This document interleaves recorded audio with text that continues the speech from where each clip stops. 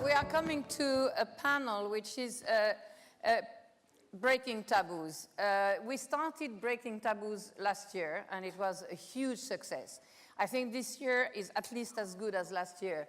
I think also that the panel we had this morning, which was absolutely remarkable, and really go Mariam, go Vrinda, go Monica, go all of you, it could also have been called breaking taboos, because in a way they are breaking taboos in all these countries.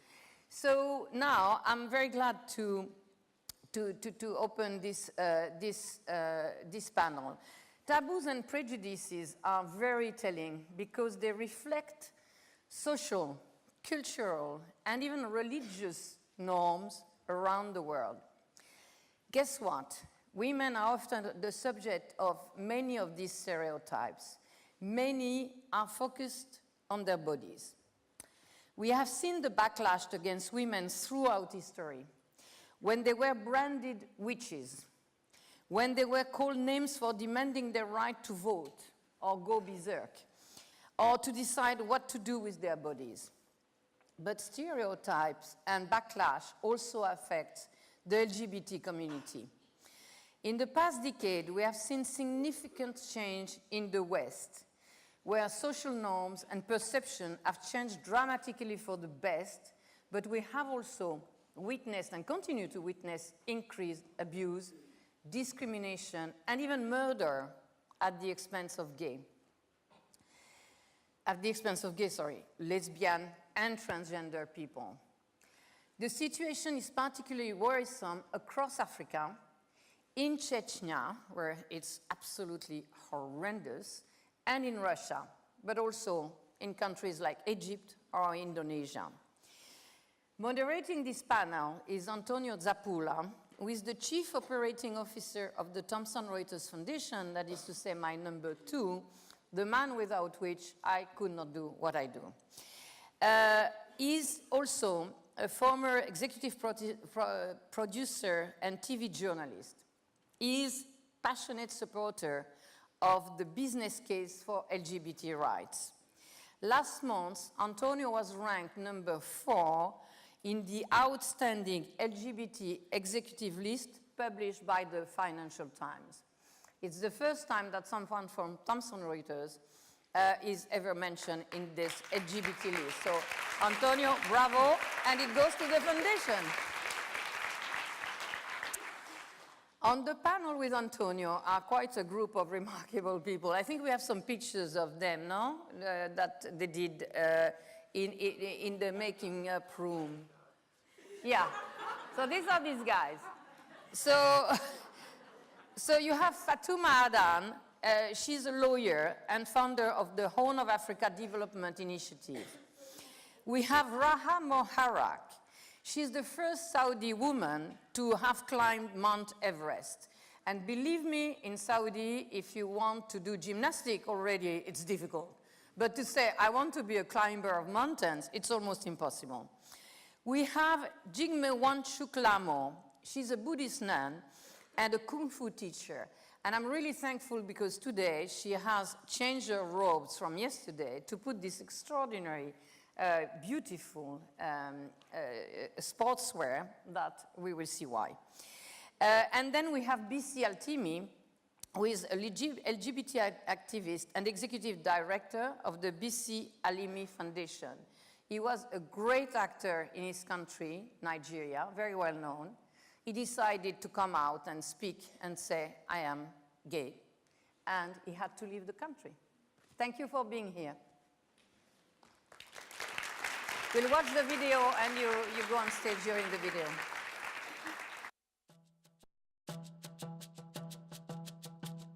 The Oxford English Dictionary tells us that a taboo is a practice that is prohibited or restricted by social or religious custom.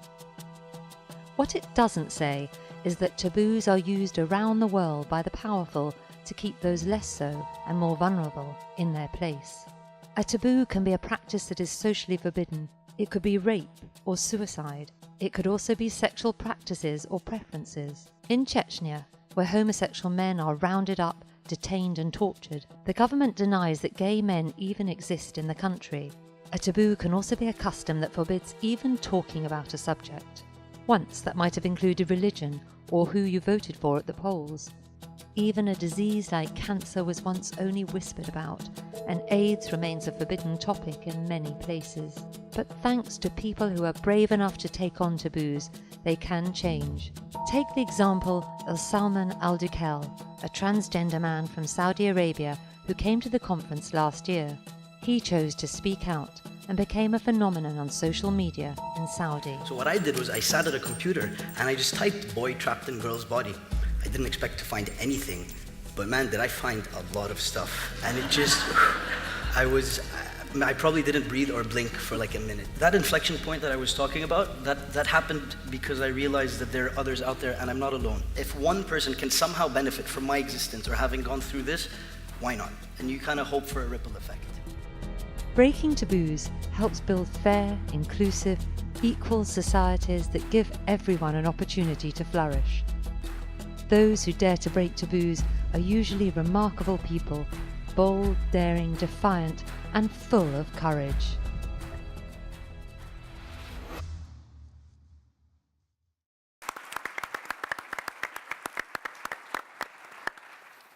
All right, I think we have already established that we're going to have fun here, right? We've been inspired, we've been moved, and now we're going to be talking about courage with an amazing group of people that had the courage to put their neck on the line to really pave the way to others.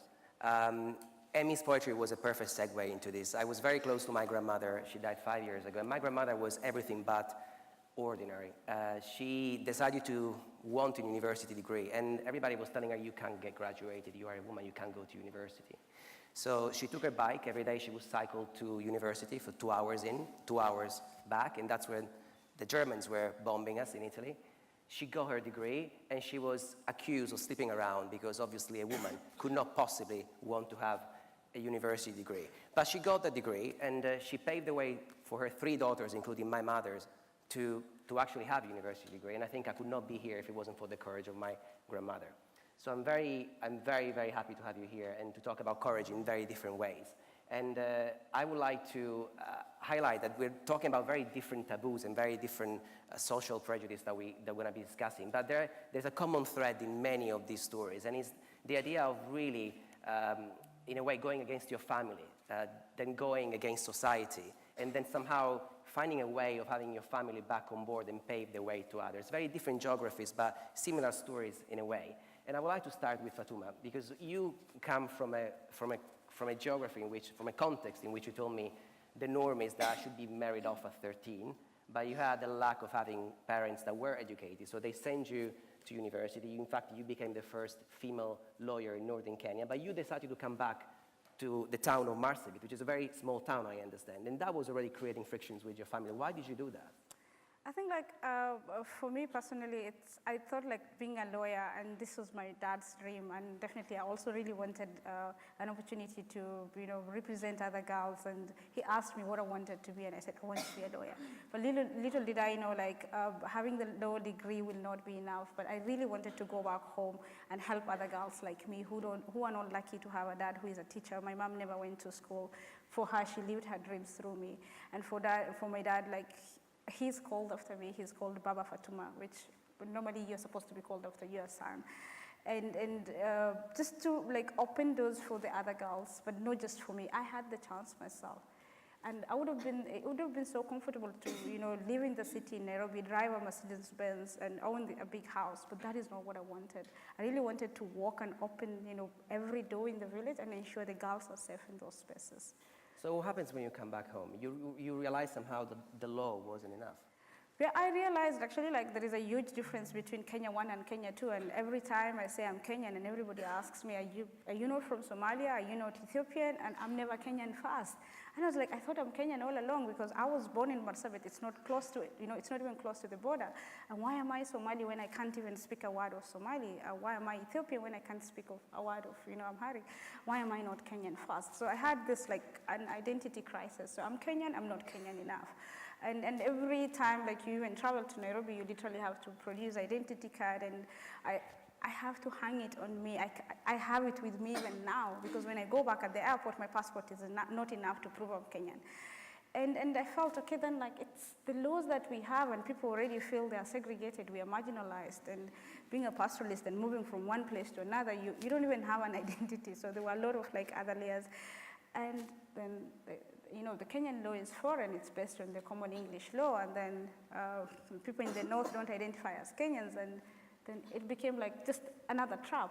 And the minute you say like you're arresting someone and taking the person to court, and they say, oh, you're taking us to the enemy, so you are with the enemy. I'm like, okay, I had to unlearn. You were talking about FGM and child marriage, right? You were telling me, I realized that the law wasn't enough, because the law was in place, but I had to challenge perception, I had to challenge tradition in order to get where I wanted to go. Yeah, because looking at it like because being a lawyer, yes, I would have arrested, gone to court, but how many cases can I prosecute?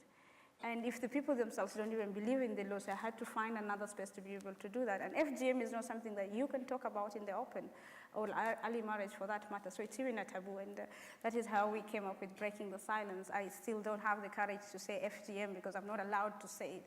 And I didn't want to fight. Because whom am I fighting? I'm fighting my own people who are already being fought by so many other, layers of issues. I wanted to be in that space. And so you had this crazy idea, basically, of breaking a stereotype through another taboo, and you came to football. Yeah, I came to football. I have my ball with me. It's a ball made out of trash. I never had a chance to play any sport because I'm a girl and I'm a veiled girl. And I didn't have a voice, I didn't have a choice. I thought the law degree will give me the voice, it will give me a choice. But little did I know the elders will still decide whom I'm going to marry, when I'm going to be married. Even my own educated dad cannot protect me. And football then became the way for me because I felt the law corridors were too small. Forgive my saying this to all the lawyers in the room and all the human rights defenders. There's a lot of them, eh? Yes.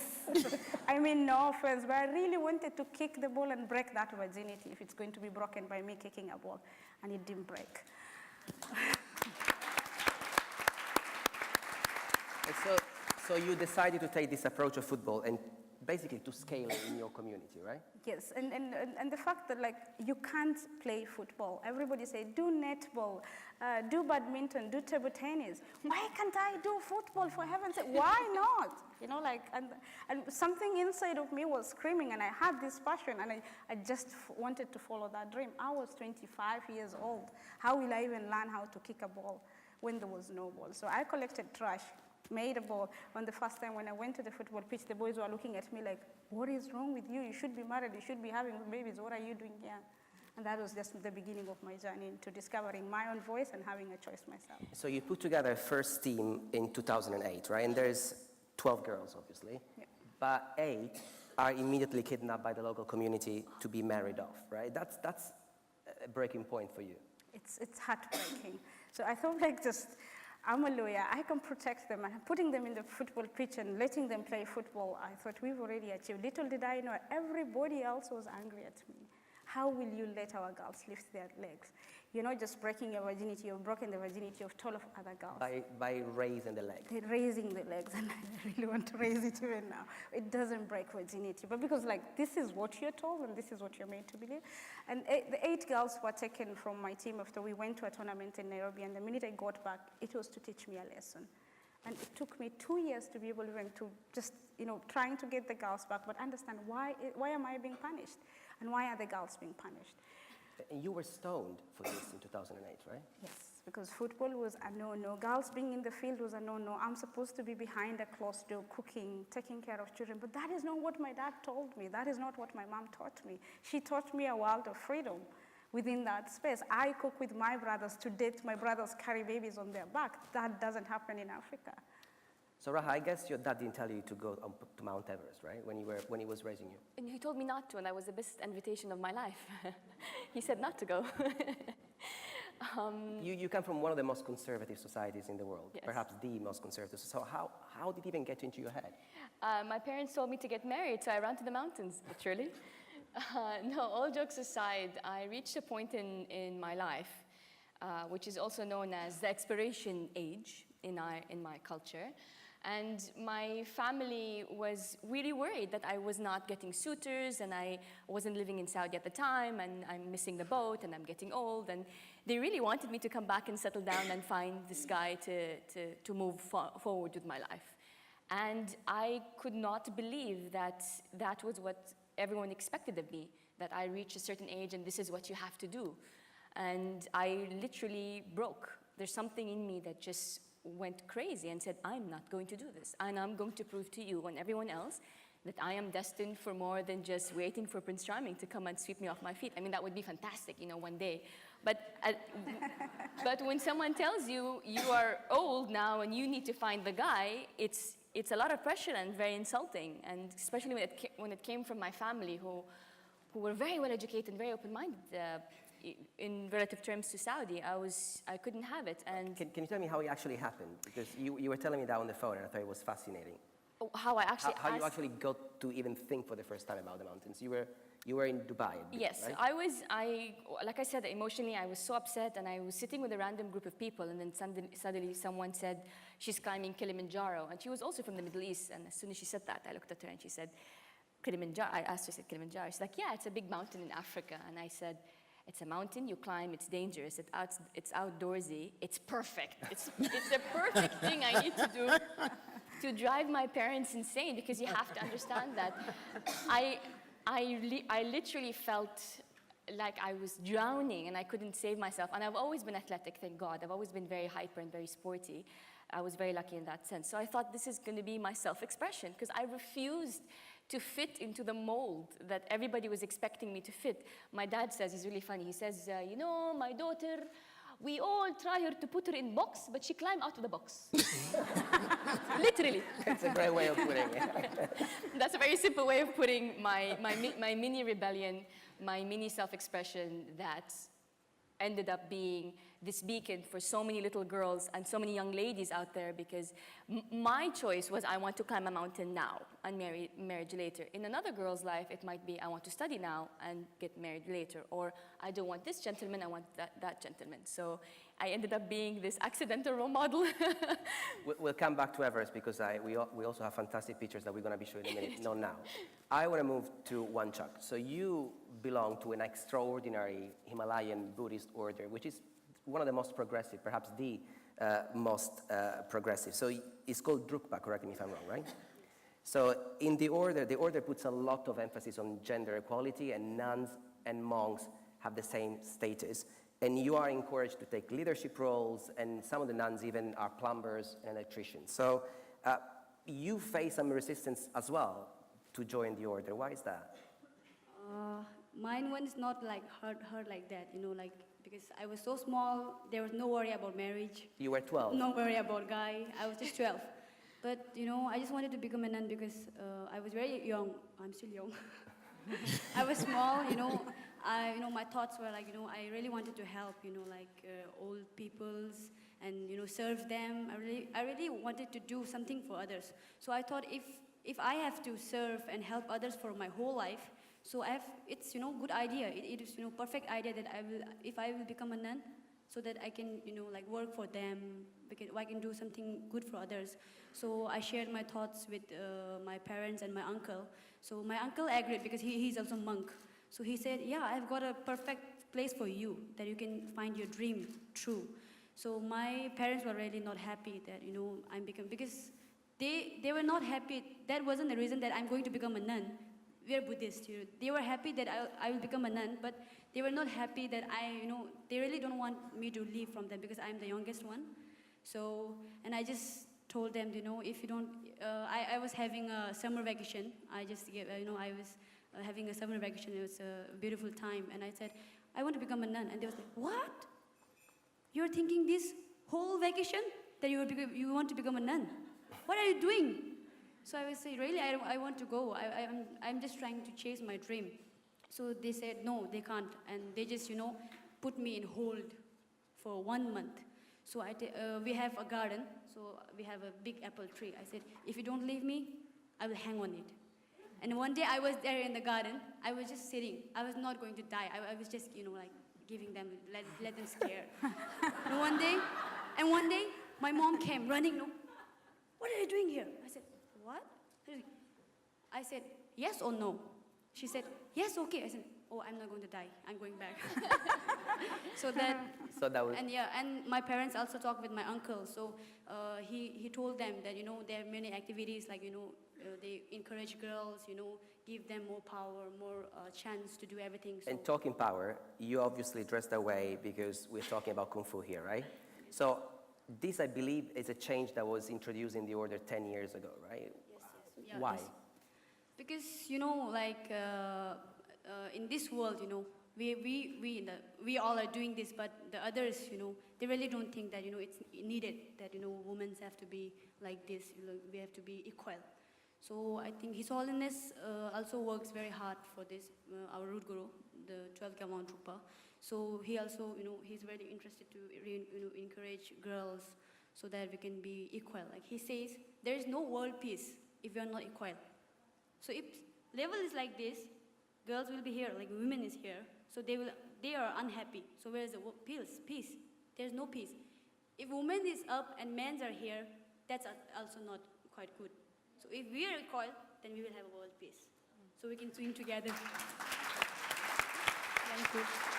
I got a great picture of you in action that I want to show, if we can. And that's, I believe, is being taken in India. Oh, that's an so amazing picture.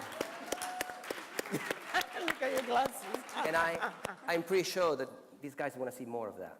So I want to put you to the test. You want to see? And I want to see what you can do. Come on. Let's do it. Oh my God, you're doing this?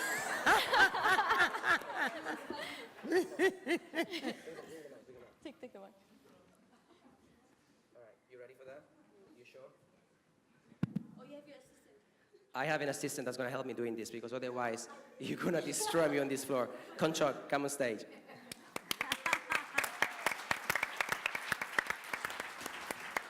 And I even got some music for you, so enjoy.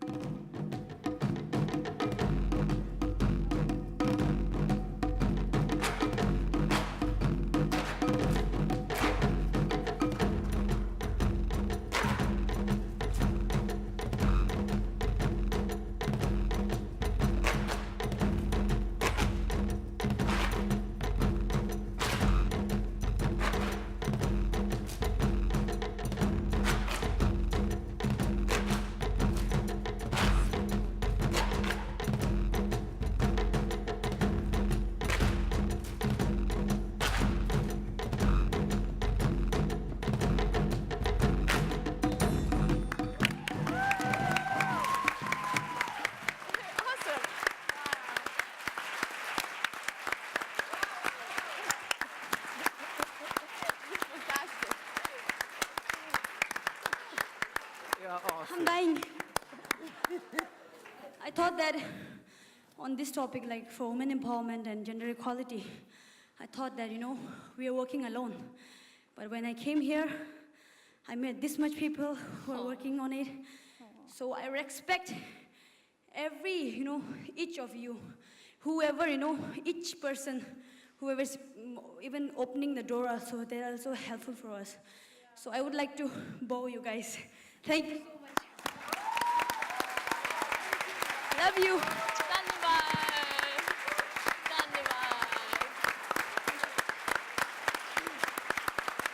This is such a fun panel.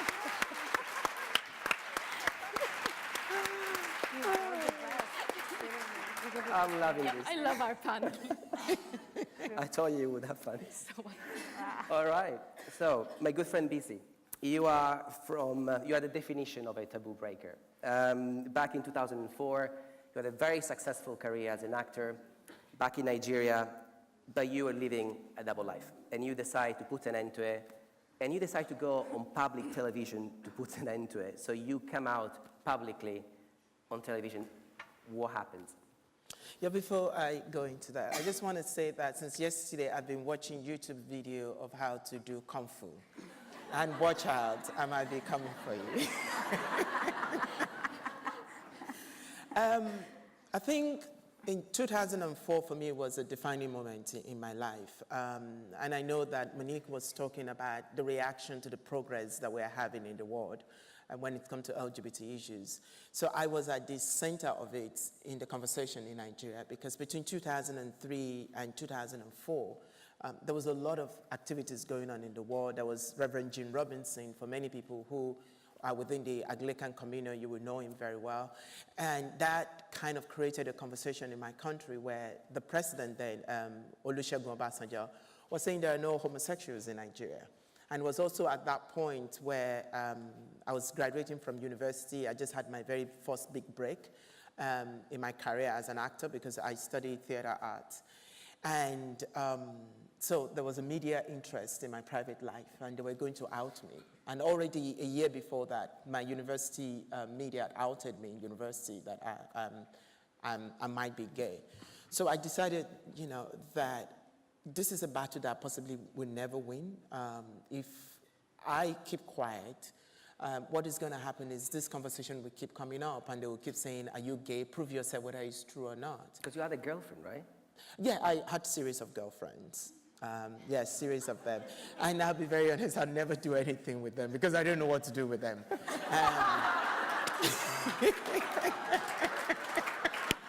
My God. I kissed a few, but that's about it. Yeah, but I had those girls because, we talked about the pressure on girls.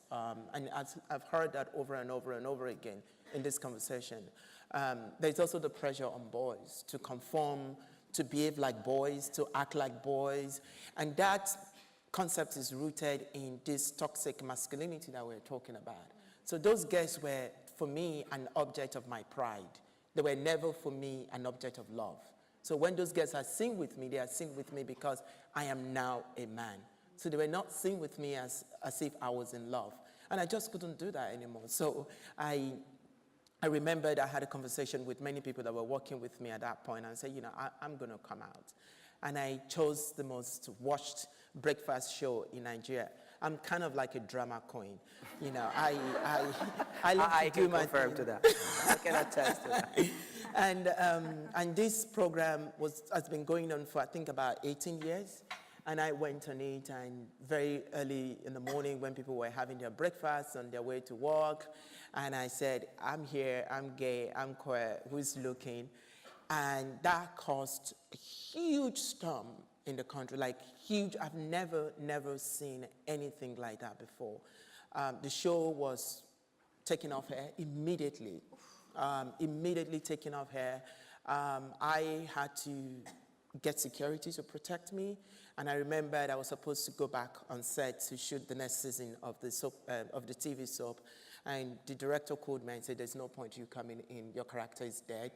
And I just realized that all my life I fought so hard to wanting to become an actor, and I'm losing it. So from 1 minute, from walking down the street and people recognizing you and saying, I like your character, can you sign an autograph? To the next minute, same people throwing stone at you and saying you're going to die and they want to kill you, was for me very shocking. And I didn't see it. How did your family and your friends take it? My family was a very, very interesting question, because my mother is I come from a very funny family, actually. So my father is a Muslim, a very serious Muslim. I prays 5 times a day, does everything. He's never been to the Hajj. That's the only thing he has not done. My mother, on the other hand, is an evangelical Christian. Now, how they've been able to pull together for long, I don't know. And I think that might explain me, in a way. And my mom would go around the house every time she sees me trying to camp it up. Whatever you're doing that God is not in support of, you better stop it or you will go to hell. And I think that kind of like registered with me, that consciousness that I might go to hell. But that was our own way of trying to, she doesn't really have any education. So that was our own way of trying to help me in a way. But also trying to put a syllabus to, or a name to what she doesn't understand that I was doing, that I don't even understand I was doing. And so that day when I came out was the first time I was actually telling my parents that I'm gay. And my mother was watching the show with our friend at the university, and which was also the university that I graduated from. And my dad was at home with his friend, also watching the show. That's how they found out? That's how they found out. Oh, okay. And immediately after that, I was summoned to the family house, and my father made up his mind that he was going to take me out of his will. Not that I was really interested in his will. And I was banned from coming to the family house, and this lasted for over 2 years. And beyond this pressure, obviously, that comes from family and friends, you went through a lot of stuff, including violence, bullying. That started, I guess, immediately after the coming out on TV, right? Yeah, bullying has always been there throughout my secondary school. I went to an all-boys school, so, and it was very funny. My friends, we were about 4 of us. We are always the women in the school drama, but they still hate us anyway. After winning gifts, they will still beat us up for acting like women. But when they need women, they come to us and say, can you act women? So it was very interesting dynamic for secondary school. But what was very shocking for me was the fact that people felt that me being very honest with myself was something that I should be killed for. And in April of 2007, I'd come to the UK for the first time to give a talk, and I'd gone back home. And I'd been arrested when I landed for about 24 hours because of some of my activities in the UK. I was on BBC, and I was talking about the corruption in Nigeria when it comes to HIV funding. And a month later, my house was broken into. I was tortured for over 2 hours, and I was almost killed. And I don't know why I wasn't killed. And I think the good thing for me was because I had visa on my passport to come back to the UK. This happened on the 9th of April 2007.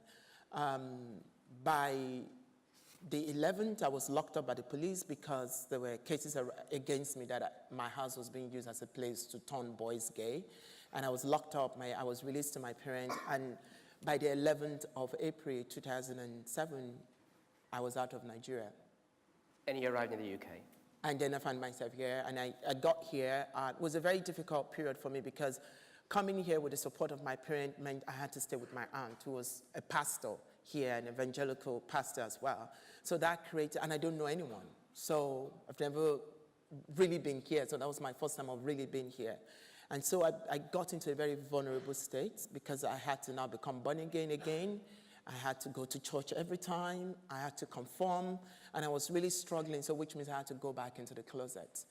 And I want to stop you there. I want to carry on with the story. But so you back in the UK, having to almost paradoxically conform again to what you didn't want to. I'm going to go back to Fatuma. You also didn't want to conform, and you paid heavy consequences because of that. And then you decide to change the approach and to engage the local community. And you go and engage an imam. Yes, because it wasn't the main mosque, but the other smaller mosques had, they were talking about girls playing football. And if you see them outside there, break their legs, we will be traveling to a tournament, and they will say, the vehicle will overturn, so it's a prayer for us to perish and not to come back. I was like, okay, I'm just alone. I don't have an army. All I have is just myself. And to my parents also, they have put so much into my education, into making me who I am. I didn't want them to lose me. I was like, I can't fight them. It's a bigger army. I need to engage, and I need to engage differently. And it took me almost 12 years talking the same thing over and over again without sounding like I'm fighting. But I was really persistent. I knew what I wanted. What I wanted is for us to break the silence. on FGM, early marriage, all the things I'm not allowed to talk about, all the taboos. And for us to have this discussion in the main mosque, and after 12 years, one imam gets up on a Friday, which is like the most important day for summons, and he says, I think it's high time we stop cutting our girls. It's high time we stop marrying off our girls below the age of 18. And I cried the whole day. I could not even pray because I was like, really? Like, did you say that? And everybody will come and say, did you hear the sermon today? And I'm like, no, so that they can repeat it to me. And then the message is like reinforcing the same message. And for me, like that is, you know, it's a big win. It's a big win in the sense that if I took placards, if I had, you know, if I was a fighter, this is the game they know. They would have fought me, it would have been so easy. But I was a different kind of a fighter. I was a veiled fighter. I never took off my scarf because I wanted it. Nobody forced it on me. I wanted it. I'll pray 5 times, not because anybody said it. My dad never forced me to pray. He'll say, pray if you have something to pray for, and pray if you're convinced that it is right for you. I'm allowed to put, even now I'm in a trouser. I put on my veil on top of a trouser, it's okay. But the fact that all the other girls are being forced into things that they didn't want, I really wanted to engage the imams, and that is how I got out. And I asked, like, what will be the right uniform for us? And they will go, like, uniforms to do what? Playing football is not allowed. And I go, I just want to know, like, what will be the right dressing if we were to play? And we have pictures of this dressing. We can bring some pictures of the girls that are playing in your teams. As we see these pictures, let's talk about your program. So you now work with the local schools and with the local families, and you use football as a vehicle to engage the girls and their families to really have a wider conversation around female genital mutilation and child marriage. Tell me, how does it practically work? Like, again, I felt like it would have been easy if I said, like, help me put up a rescue center. I know, like, I will get it, like, yesterday. But that is not my agenda. I don't want to save 100 girls and then stop there. What next? And I wanted to make every home safe for every girl, even those who are not yet born. And to do this, then the football became like the tool for me and the vehicle for me, because again, it was a no. And using something that is a taboo to break another taboo, I tell you, is the best thing that you can ever do. I know it sounds odd. And then I had to rethink now how to do it and create a whole model, because there was no chance for failure again. I failed the first time, there was no chance for failing again. If I fail a second time, I will be crushed, and that is the end of it. And it became like one of the best curriculums, which has won awards, and breaking the silence through football is now known world over. And you teach them, so it's a 9-month curriculum. It's a 9-month curriculum. And every 3 months you meet the parents. Every 3 months we meet the And what do you teach them? One of it's like being yourself, you know, having your voice, being confident, and learning to say no. Like, you know, why should someone choose for me the man whom I want to marry? Like, I struggled with that. And I got married myself at the age of 32, and I'm supposed to be a grandmother. Thank God, like, I did that. And I married the man of my choice, who is not allowed culturally. Like, he's from a different tribe, he's an enemy. But like, why does, you know, somebody else have to choose for you that? And this is what we teach the girls within the curriculum. And the curriculum is embedded into the football, so it's not like something that is withdrawn from the football and then we just get together for fun. No, it's the football. The football is the curriculum. And the girls get out there, and the minute they play the football, they're not just kicking the ball to score goals with the football. They are scoring goals for their life. You know, like they set goals, I want to be a teacher, I want to be a doctor, and those are the goals they're scoring. So that's great.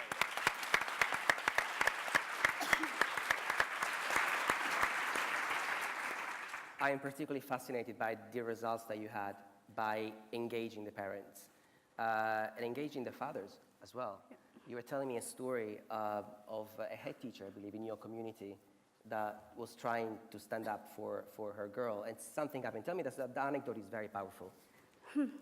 At times, like, I know the laws are there, I am a professional, this is a professional teacher, and everything, like, given the circumstance, she's supposed to protect her daughter, but she cannot, for fear of being ostracized, for fear of, you know, everybody else talking about her daughter.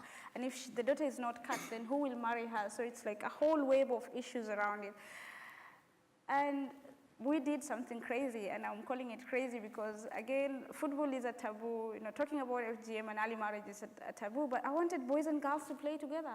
And everybody looked at me like, Fatuma, like, being even allowed for the girls to play football is the worst thing you ever did. And like, I'm having these discussions with my dad, and he's like, what are you going to do next? Like, you know, and I'm like, I want boys and girls to play together, and only girls can score. And everybody looks at me, that is not even football. I'm like, yeah, that is my football.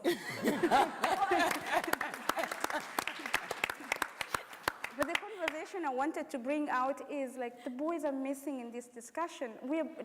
I'm blaming them. We're blaming them, all of us, like our fathers, you know, the brothers, and all the boys who do bad things to us were socialized differently. But I wanted them to give them a chance, but also challenge the way, you know, their mentality is. Because they have never seen girls do anything. They look at me and I'm just useless. I can't play any sport. I can't do any football. Wait until I get off, get the robe off.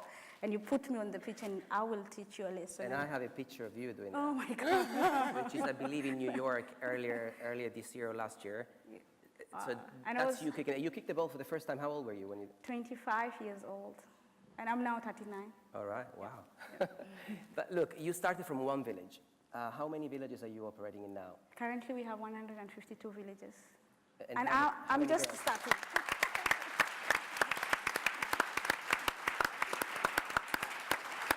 How many girls are now playing football, and how many girls you rescue from being cut? We have 1,500 girls playing football every day. It's amazing. Yeah, and the girls who are not cut are now 60. Wow. And my hope is like, this is just the beginning. And with the boys now involved in the dialogue and the parents involved in this conversation, in every home, people are talking about FGM, and this is how the teacher, in our own home, when the grandmother has decided to cut the girl, it is not only the girl standing up, the brothers stood up with her because they know the effects of the cut. They know what it means, that sister getting married when she's still a child.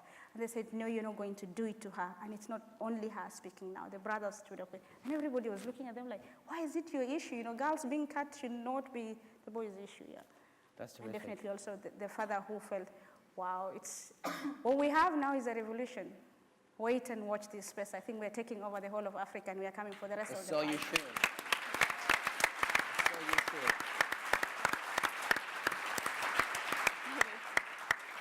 should. To another woman taking over, literally taking over the world, and the 7 summits, right? I got pictures for you as well. Oh, God. The pictures of you up Mount Everest. I say that because I usually don't shower for very long. No, that I showered. That one I had a good shower, good choice. So tell me, I mean, I'm particularly intrigued by the relationship with your father, right? Because he was the main opponent, and he's the guy that effectively made you do what you're doing. You at some point pull out from Mount Everest. Yes. So what happened there? It's a beautiful story how my father was the reason why I started, because he said no, and he's the reason why I continued, because he said you have to finish this. So I'll take you back to, so I decided to do this something crazy. My father is telling me get married. I told him no, I want to climb mountains. And he slowly started to loosen up and realize that what I want to do is not defy him. It's just to be who I am. It's my choice. I'm not trying to go against you. I was trying to do what was my path, right? Well, not a path. I climbed. I didn't walk, but different story. And he was just so, he didn't know how to react when I told him I wanted to climb for the first time. I was in Antarctica. I had just climbed the highest peak in Antarctica, and it was a few days before my birthday. And we're on a satellite phone. Can you imagine a Saudi woman in Antarctica and a Saudi father in Jeddah? And he's like, congratulations, I'm so proud of you. What do you want now? You come back in a few days. And I scream at the top of my lungs, Everest, in the background. And he goes, toot, toot. He hung up a very expensive satellite phone call because he said I didn't know what to do. You wanted Everest? Sure enough, 40 hours or whatever later, when I landed back in Saudi Arabia and I sat down and I told him, I really want to climb this mountain, he just panicked. He said, no. He's like, it's dangerous, I cannot do this. Everything else was social suicide. This is actual suicide. No. And I almost gave up. I said, maybe it's too much. And I was afraid, and I was inexperienced, and I was just, it's Everest, right? So I pulled out my application. You have to apply when you're climbing Everest. It's like going to the mall. You have to apply. So I pulled up my application, and I didn't pay the deposit, and I said, I can't do this because I'm not ready, and my parents. And I doubted myself. he heard that I pulled out the application because the money I didn't pay. He came to me and he said, to my room, and he said, what happened? I said, I can't do it. I feel like I'm scared, blah, blah. He looked me straight in the eye, the same man that a year prior to that moment was telling me, you have to get married now because this is what you need to do, otherwise you will shrivel up and ovaries will, all that conversation.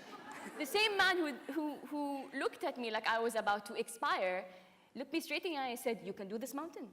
You can climb this mountain? I said, yes, I believe I can climb this mountain.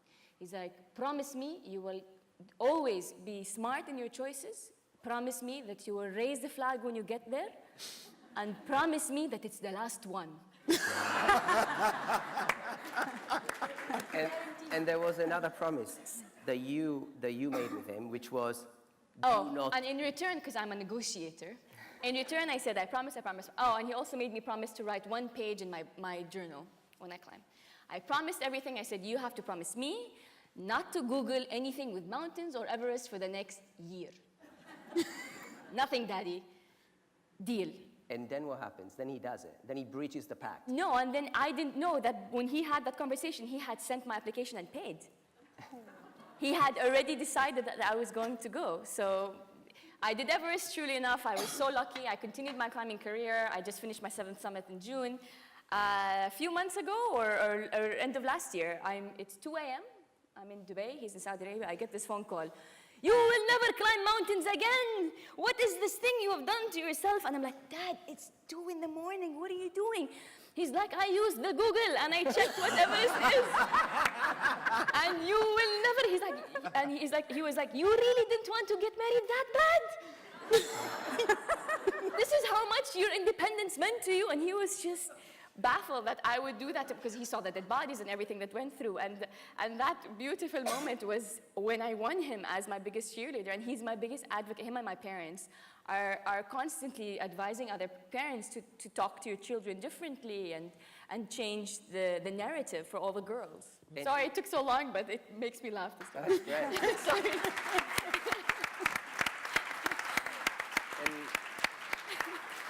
You speak a lot in schools, and you speak a lot to young girls. I try, as much as I can. And there's one girl, if I remember right, that eventually sent you an email out of the blue on Twitter or something. She reached out to you.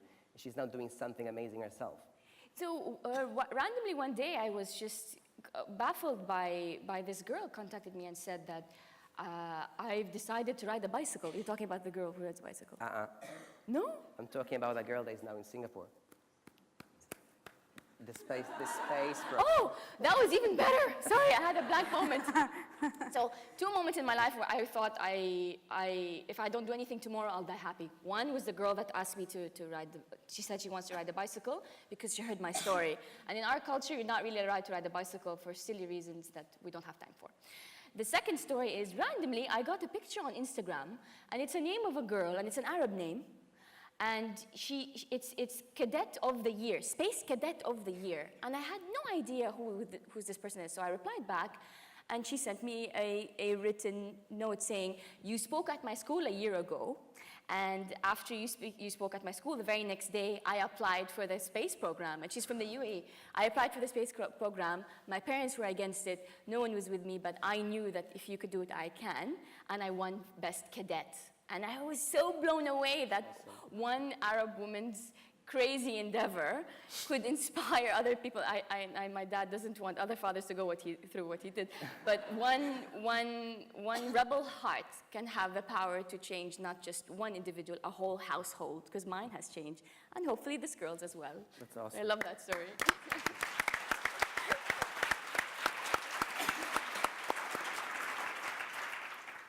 So we saw you in action. We now believe that you can actually do this. You're now sharing your knowledge and your expertise, Kung Fu, with others as a tool to engage the local community. You've done something amazing this past August. Tell me more about it. Yes, we recently did one women's self-defense workshop maybe in August or September. There was 120 girls. They came to learn from us. And it was only, there's a picture. It was only 5 days. We couldn't teach them everything that we know, but we shared our own feelings, and we told them how to be confident and be fearless. So they were very happy, and their parents also really wanted to encourage the girls. So I think maybe it was because that place was a Buddhist place also that they support us. But I think, like people blames us also. Like they says, they don't have, like they have no choice. If not none, if like normal girls do, they will say something. So if we the nuns are doing, they say like, nuns should sit and pray. Yeah, okay, we sit and pray. But nuns' work is to look after what's going wrong and what we have to, make it, what we have to fix it. So that's the thing we are fixing up. And they say like, nuns are just useless. Why they are doing Kung Fu, like they say like, they're now like Tibetan Buddhism, like people says like, they're going under China. They're going under China, they're learning Kung Fu now. Who said that Kung Fu is from China? It's originally from India. It's originally from India. And what even if it's from China? We just want to learn self-defense, not language. We just wanted to be, like safety. So that's no reason to, like, whether it's from China or it's from India. So they just... you train 100 women in 5 days in a holy Buddhist city. Yes, but that was kind of international. We have Muslim girls, we have Hindu girls, not only Buddhist. Because all lives is same. Not every religion or religious, it's just. So that's why we trained, it was like kind of international and open for everyone. Everybody can come and how train. did the local community like that? I told that, like most of people support, like, they love us, like they love us, like doing these things. Not only Kung Fu, we're doing like, bicycle yatras for, for women empowerment, for encouraging girls. Because we do Padyatra also, but we did cycle yatra because after the earthquake disaster, we went for relief, in 2 days. We are still having an earthquake, but the NGOs couldn't reach that, like remote places, so we went there. And there was no way to go cars and vehicles. So we carry our own bags like rice, oils, and we went to villages to give them, help them for relief. So they were really very happy, and they were like, you guys are the first who thought about us. And you're bringing us food, and we gave them sheets because everything was gone. There was no home, all over they were homeless. So we heard that, they're selling their girls to rebuild home. Girls are world. Babies come from them. Girls are world. And that men are, selling their sister, selling their daughter, selling their mother. They really, they don't think about that, So, and they say like, why are nuns doing this? They should pray, they should sit, they should meditate. This is the wrong thing. From meditating and sitting prayer, we can find peace in our own self. But it's not used for others. So what we have to do more is for others. So, and nuns. And they say, like, nuns are not allowed. Okay. I said, okay, we do pray, we meditate, and what our work is to do others, help, to do something help, good for others. And we're not doing this only for nuns, I have my mom, dad, I'm someone's daughter, I'm someone's sister, so that's why I have to take my rights. That's not about allows and no allows. It's my right, I'm also a woman, I'm also a girl. I'm also how does it make sister. you feel, Kung Fu? How does it make you feel? Yeah, it makes me confident, and big problem. Girls thinks like, oh, it's evening, it's dark, quite dark, we cannot work alone. This is not their fault. And parents, parents, they fit in their, children's head that you are a girl, don't work alone. Please don't, I just want to request, please don't say your girls not to go, alone outside. Tell your boys to behave good. Thank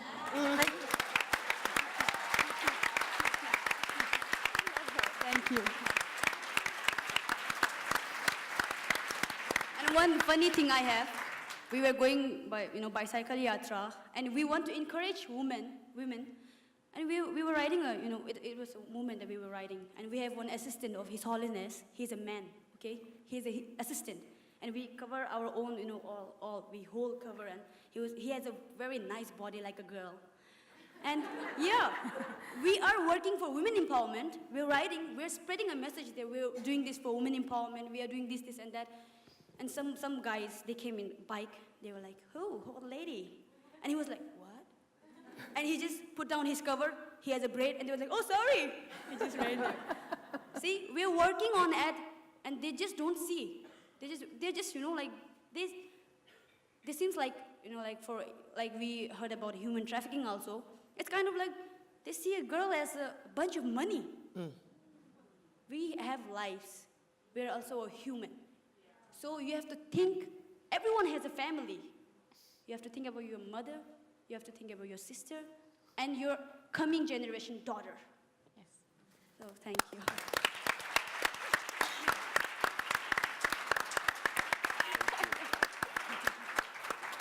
Let's go back to BC and let's go back to LGBT rights in Africa. We're getting a lot of mixed signals right now, from Uganda to the Mauritius, right? How does it make you feel? Now you're back in the UK. Now your life has, has changed dramatically from when you arrived. How does it make you feel, what you're doing, and how does your story go on from the UK? I think one of my biggest challenges has been the fact that I have a sense of protection because I'm here, and that on its own is questionable, and because I also know that there's also the conversation around race that has now overshadowed my sexuality. So I now find myself here where I can freely live my life. I got married last October last year, so it's been a year now. Thank you. That I can live my life freely, my sexuality, but there is a conversation around my race and how that situates itself. So while I'm dealing with that guilt of seeing the challenges in Africa as a continent, from Uganda to Nigeria, where I come from, to the Congo, to the Gambia, where the conversation, even to Zimbabwe, where the conversation around sexual orientation and gender identity is extremely brutal. And the same thing happened in Kenya, where a group of my friends actually took the government to court because of inner testing. And the same thing happened in Egypt, where recently we're dealing with a case where, because a group of people went to a concert and they were waving a rainbow flag, they rounded up and locked up. I mean, how can a rainbow flag be very dangerous? This is the same country that, Egypt, that and this is my own personal opinion, and I hope I'm not causing any controversy, but where you have a government, that doesn't respect the fundamental human rights of its citizen, feeling very threatened by the waving of a flag, a very harmless thing in public, but these things, have huge effect on me, but like I said, I'm privileged. I look at the people that have the right effect on. Just about 2 months ago, 42 gay men were rounded up in Nigeria, in Lagos, at an HIV party. These men were attending a party where they were doing sexual health education, and they were rounded up and locked up, and some of them that were HIV positive were denied access to their medication for almost a week.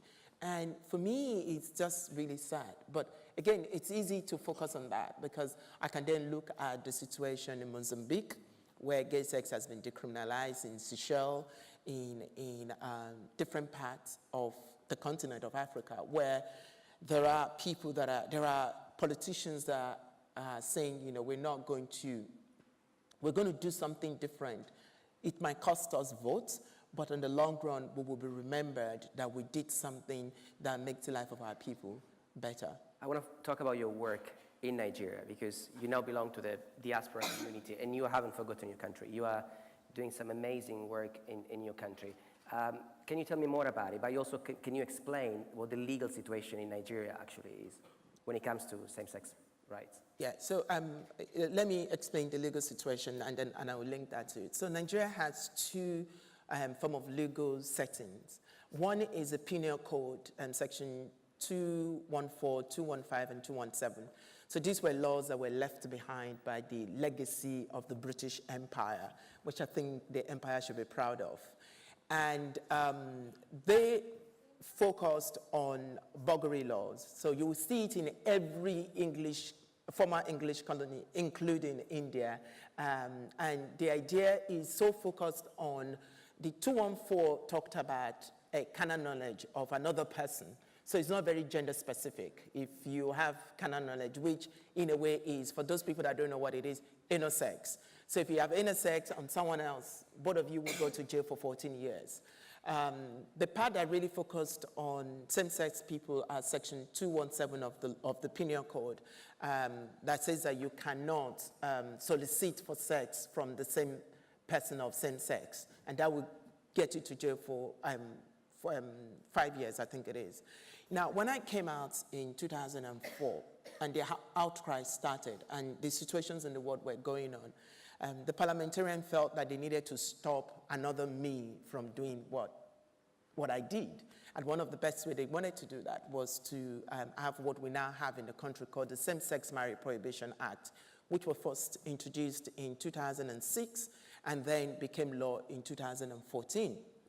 And there are very interesting parts of the law. So though you look at the title of the law and say Same-Sex Marriage Prohibition Act, and you just say, oh yeah, it's cool, you're just stopping gay people from getting married. But when you dig deep into the law, there are very, very life-threatening sections in that law, like section 4, 5, and 6, which talked about registration and setting up of gay clubs and gay organizations, so which predominantly says that you cannot register any organizations that cater for the need of LGBT persons, including HIV organizations. If you do that, you go to jail for 10 years. So there's one that says you cannot get married. If you do, you go to jail. As a same-sex person, you go to jail for 14 years. If you attend a marriage, so if what is going on here is a wedding, and you are here attending this wedding, everybody in this room will go to jail for 10 years. And there is the most difficult one, which says that direct and indirect public show of amorous same-sexual behavior would get you into jail for 10 years. Now, that is a very difficult one because just holding, if you're a woman and holding another woman's hand walking down the street is considered as an amorous affection between people of same sex, and that will land you in jail for 10 years. And so going back to the work that we're doing, which Fatima said very well today, I'm not a lawyer, and I have seen the law failed me many times that I've tried to use the law. And I've always talked to myself, what if when I came out, my parents were there and they were supportive? What if the director of my show and the producer of my show understands that, you know, you're doing a brave thing and we're going to support you? What if, you know, at the age of 17, when I walked into the church for my first conversion therapy, the pastor had told me that there's nothing wrong with you. You're beautiful just the way you are. Maybe I wouldn't have attempted my first ever suicide that led to a massive breakdown in my life. So I felt that we needed to change the social perception of people. We needed to change the way people see people like me and try to see us as not threatening, as not trying to teach your children bad things. So in 2015, we started the BC Alimi Foundation. And our tagline is accelerating social acceptance of LGBT people in Nigeria. That's what we want to do.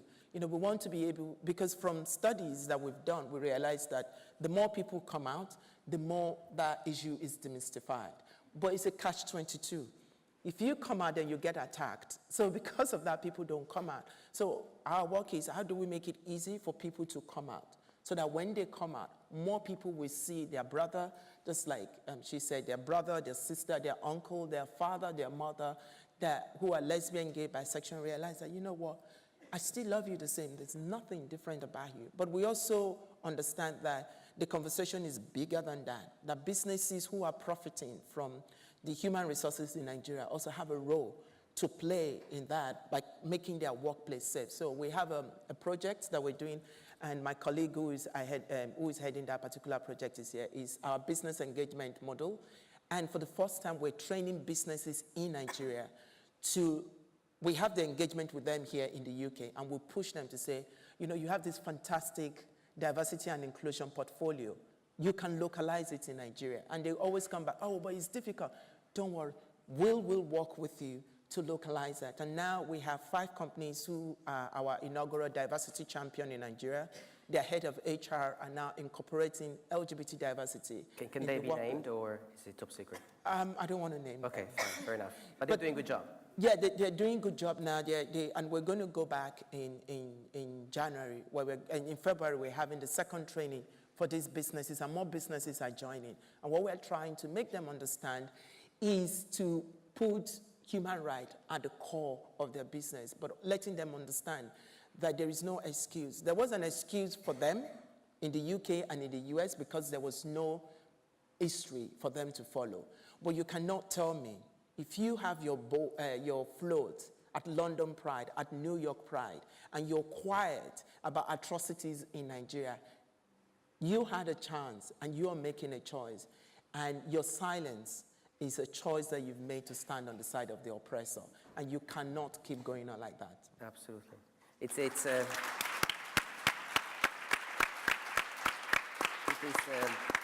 essential to engage the business community in spearheading human rights and LGBT rights, and that's something that we've been discussing also today. Just one last question from you. What happens when you go back to Nigeria? Because you do go back to Nigeria. Yeah, I've been going back to Nigeria now since 2015, and I remember the first time I went, I sneaked into the country, and I came out and I took pictures and I posted, and a major newspaper in Nigeria wrote this massive opinion piece about the fact that the reason why Nigeria will never win the war against Boko Haram is because someone like me came into the country and the intelligence couldn't pick me up. Sounds like a terrorist, which I am. but now I have the luxury of the British passports, so I don't travel to Nigeria as a Nigerian citizen. I travel to Nigeria as a British citizen, which kind of a way protect me. I'm not happy with that, but that is what I have. But I also build a relationship with the British consulates in Nigeria, which is extremely supportive.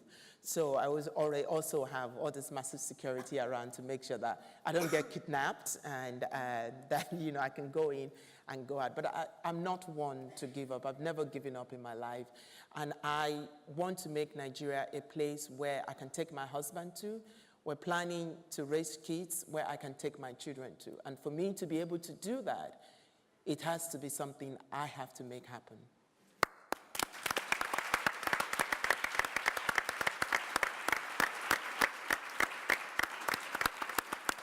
So I'm sure there's plenty of questions for you.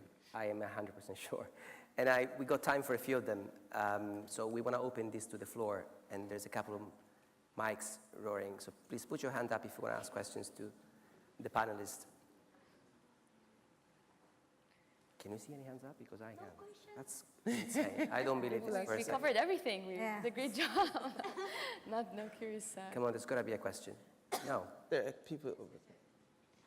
All right, in the back. Number one. Hello, thank you very much for those presentations. I have a question for Fatuma. You mentioned that you found another way to fight, and like a sort of drop of water that you kept going for 12 years. And I'm just wondering what sustained you in that fight, and what advice do you have for human rights defenders and activists who, need that sort of resilience to see that change? Thank you. Do you want me to respond directly? Yeah, go for it. Oh, thanks. Thanks for your question. I think I will be very frank with you. There are moments when I'm so scared and I will calm myself up under the table, cry, then wipe the tears, get out and get on with life. But it's not that easy. And at times, what you need around you is like people who are supportive. And like you said, my dad was one person who said no football. Everything else, yes, no football. And he became my biggest champion. He became my biggest cheerleader, like you said. And the minute I had his yes and I had his support, he will walk with me to the village field, where he knows there will be like even young boys carrying guns and mothers and fathers who don't want their girls to play football. And I will always look for him in the crowd, and somewhere I know he's there. He's now deceased. He passed on in 2016, and but he died after he said to me, "I'm so proud of you, that you brought football to Marsabit, and you're using football now to break the silence on issues that affect the girls." So at times you need that kind of support from within your family. It's good even they fight you, because then for me, If they didn't fight me, then it would have looked easy, then I would have faced a lot of resistance from outside. But the fact that I had to deal with resistance at home was the beginning of me into, what tactics will I use? I can't fight my dad. I don't want to disown him. I didn't want to sleep with boys before I got married, because then there was the whole, being honorable, and I don't want to spoil his name. And for him, it was heartbreaking when I'm 25, 26. He was counting the years, 27, 20, 30, and he's like, oh my God, then it's over. You won't be married. And I'm like, I thought it was never an issue. Are we related, by the way, by any chance? And then he went on 31. Nobody. Not because guys were not coming, they were coming, but like every time they will come, they'll say, this is my baby, until when she's ready, nobody's going to marry her. He'll always ask me, like, is it the one? And I'm like, no, because like, I knew I had to have a choice. But sadly, again, I went to the enemy side, and that is when my dad cried, and he's like, I thought like there was a no, there were things you cannot do. And when finally he was holding my hand, and I said, I don't want my wedding to be at night, I want it to be during the day, and I want to, have this beautiful veil and walk into our house. And my dad is there with me, and he said, no cows will be paid for my daughter, because I can't quantify her. She's 32 years old. And he had like a whole speech. So you need that kind of support, but also like in terms of the legal framework, I think we should not shy away from saying the legislation has failed us. It has failed us. There is a huge gap between the legislation and the actual practice. How do we bridge this gap in terms of the legislation? Then how do we pull in the traditional laws that are not even written? They're just in the elders' heads. So how do we get into that space and ensure we're able to also tackle that and engage with them without ostracizing them, without calling it barbaric, backward, and all the negative words? Because the minute you do that, then it's a closed space. You cannot engage with them. And then also the whole Islamic thing, being veiled. And I always say, I'm veiled by choice. Allow me to have my own voice, because I can speak for myself. Let nobody speak for me. Because I'm dressed like this and you assume I don't have a voice, excuse me, I think I have the loudest voice. Thank you.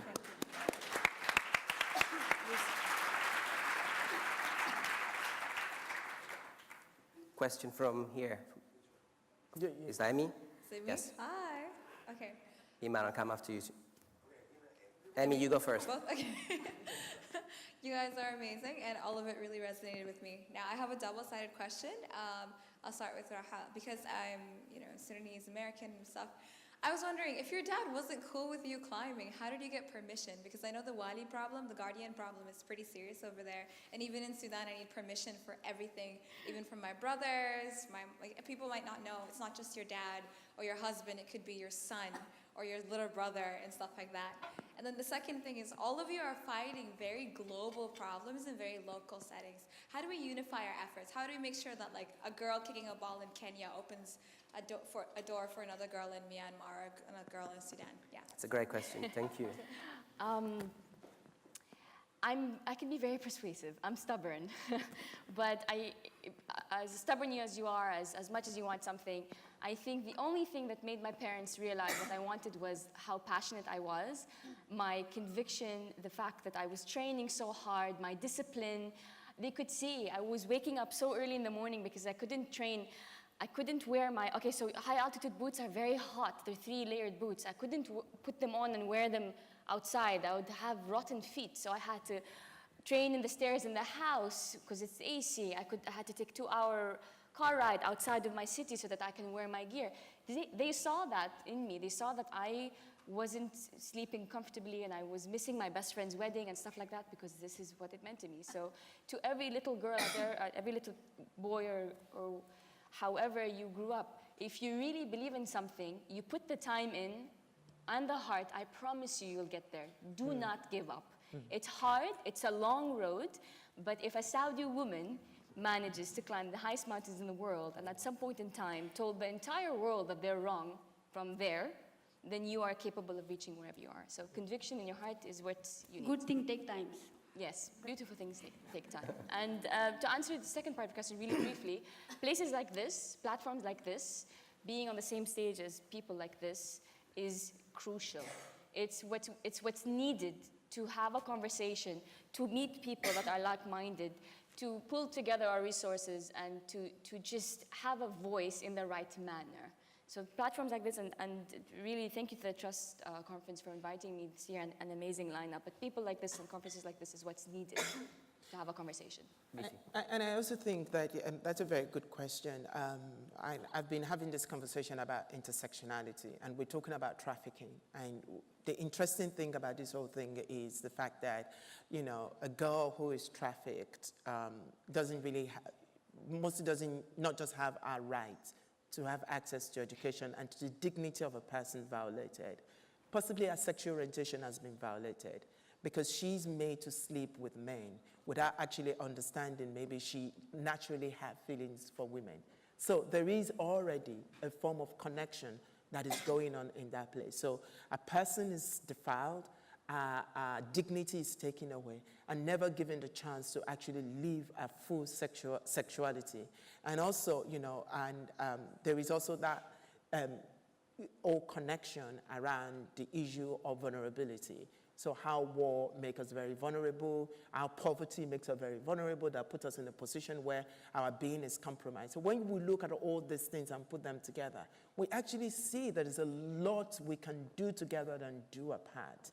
That one person has a multiple of issues that from our different perspective and different focus, we can, you know, solve that or help that person get to a position. So I look forward to creating an opportunity where we don't work in isolation, but see the needs that we are connected. And irrespective of our cultural differences, there's always something from the boy in Egypt to the gay boy in Chechnya and to the gay boy in Nigeria. There is something that is uniting us, and it's the struggle of us wanting to come out and breathe. And if we can find a space to work together, you can imagine how far we will go. Same thing, let me talk about women. So, you know, this is the main thing that, you know, he said that we need a chance. We need a chance to, you know, reach our level. What is going on is, like, okay, let me give an example. I'm really not so old to give you an example, but I will talk what I have in my heart. You know, if we have to reach Delhi, from here to Delhi, me and BC are going okay. So what society and world does is, if the ticket is $100, they will hand him $100 and just 50 to me. So how could I reach Delhi? How could I? It's just half money. Mm-hmm. So they have to pay equal. If he has $100, I also need $100. So we will be there together. Thank you. Okay, one last question. Time for one last question, Iman.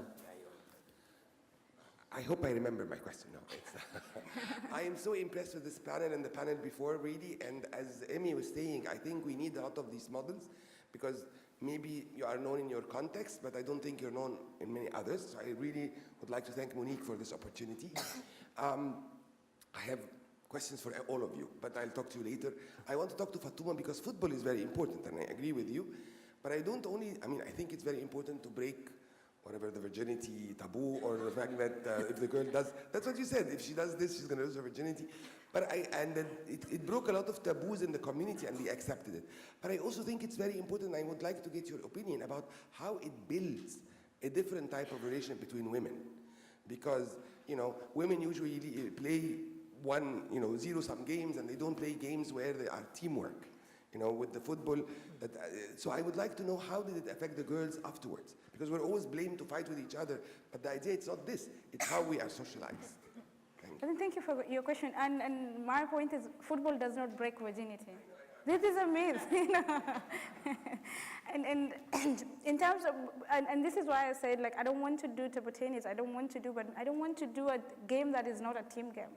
Because as women, I think we're made to believe we're always fighting each other. And excuse me for saying this, I think women support each other, but it's the men who don't want to tell these stories. Look at us here. And thanks for the invitation, Monique, and also Antonio. And for as long as, you know, I will not be seated here and talking to all of you. And now it's not just my story. My story is your story. Your story is my story. And you're going to amplify my voice out there. And if you look at like the football that we're doing and why teamwork is really important, and we have to inculcate that from a very young age, because don't expect when I'm 40 next year to go into a leadership position. The women are not even interested in my candidacy. We have to learn to support each other from a very young age, and that is why I work with girls who are 7 years old, for them to believe it's not my struggle alone, because alone I will not go anywhere. You know? But together we are going to go far, and together as a team. And that is why teamwork and football is really important. And if you look at even globally, you know, like women football is not, it's good, it has quality. But even FIFA, we're challenging them in terms of, it doesn't get the same kind of support as the men football. Again, these are all politics with men, and I feel like that is not my space. My space, I don't play Champions League, I play the local league in the village. But again, like, I believe with what we are doing now and making even boys to join the team and boys to set up the girls to score the goals, it's breaking so many rules and making new rules. And that is the only way then we're going to forge forward together as a team. It's the beauty of sport. I think any sport has that ability to raise your confidence. I want to tell you one thing, like in Himalayan regions, you know, like, I don't know about here. I can see many of girls going to school, so I don't have problems. Put a microphone closer to you. Okay. Yes. Here I've seen, you know, many more women who are going to office, so I feel happy. But in Himalayan regions, you know, like, okay, if they give chance also to study, graduate, you know, degrees, and after that, what do? Oh, you have to marry now, you have done everything. Now your place is in kitchen. Who said? Who said that? So if they're saying that we have to be in kitchen, I want a guarantee card and the signature. Who gave that? Yeah, it's true. Because, you know, they, you know, study really hard, they graduate, you know, they die, you know, like they die like studying a whole life, and they just, you know, they just put them in the kitchen. And where is their degree? In a pan with the omelette? What will you do that? Thank you. Look, it's been an absolute pleasure having you here today. So I want to thank all of you. It's been an amazing, inspiring panel. Thank you so much for being here. Thank you. Thank you. Thank you so much.